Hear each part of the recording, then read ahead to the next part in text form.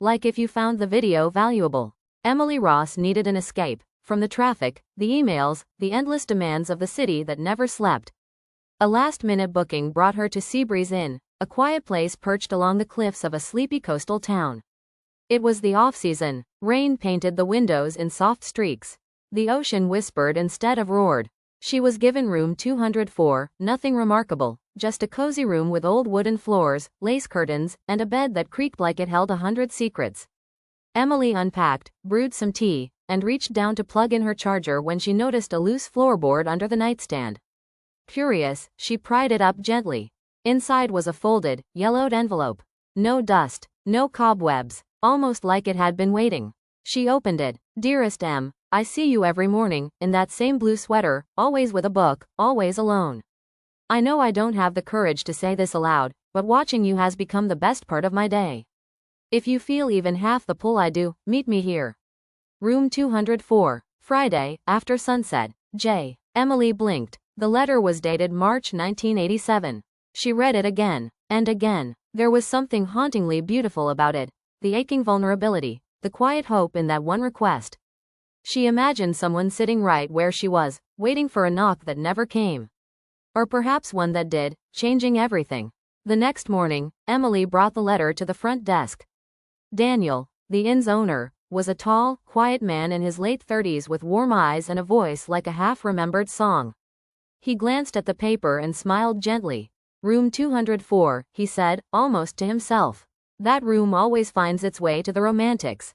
Emily tilted her head. You know this letter? Daniel nodded, then shrugged. Sort of. My grandmother ran this place before me. I grew up here. She used to talk about a man who checked in every spring and sat in the cafe every morning, watching someone from afar. Did they ever meet? He smiled but didn't answer. That evening, Emily sat on the edge of the bed in room 204, rereading the letter as the sky faded from gold to blue. The room felt different now, warmer. Like she wasn't entirely alone. A soft knock interrupted her thoughts. She opened the door. Daniel stood there, holding a small photo album. I thought you might want to see this, he said. Inside were black and white photos of the inn from the 80s.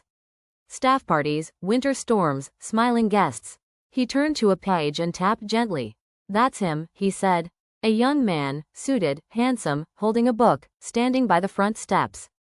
And her? Emily asked. Daniel looked down. We never knew her name. She never checked in. But every morning, same cafe, same seat. Always reading. He hesitated, then said, the letter was never meant to be found. But somehow, it always gets discovered by someone who needs it. Emily looked up at him, surprised. Needs it? Daniel met her eyes. You've been running, searching. Maybe. This is the place where you stop. The silence between them wasn't awkward. It was soft, like a breath. I think, Emily whispered, I was supposed to find this. Daniel smiled. Then I'm glad you did. She stayed longer than she planned. Each morning, they had coffee. Talked. Laughed. Slowly, room 204's story began to write itself again. Not with letters, but with glances, conversations, and two hearts learning to trust. Somewhere, perhaps, J and M were smiling. And Emily knew. Love never truly gets lost. It just waits, patiently, in quiet rooms with creaky floors, tucked between forgotten pages, or hidden under the weight of time. One letter, one room, one chance,